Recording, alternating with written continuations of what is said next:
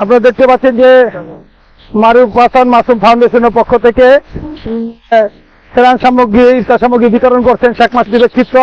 আমরা দেখতে পাচ্ছি যে এখানে যে পথচারী রয়েছে যারা রোগগুলো বিতরণ করছেন।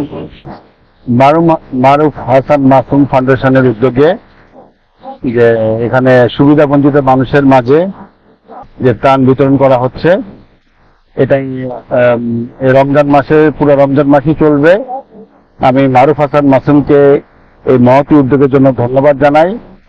যে মারুফ হাসান মাসুম যে ব্যক্তিগত উদ্যোগে যে সুবিধা বঞ্চিত মানুষের মধ্যে ত্রাণ বিতরণ করছে, আমি এলাকার বিত্তবানদেরকে আহ্বান জানাই যে মারুফ হাসান মাসুম ফাউন্ডেশনকে সহযোগিতা করার জন্য, যাতে সে বেশি বেশি করে সুবিধা বঞ্চিত মানুষের মাঝে ত্রাণ বিতরণ করতে পারে। মারুফ হাসান মাসুমকে ধন্যবাদ জানাই।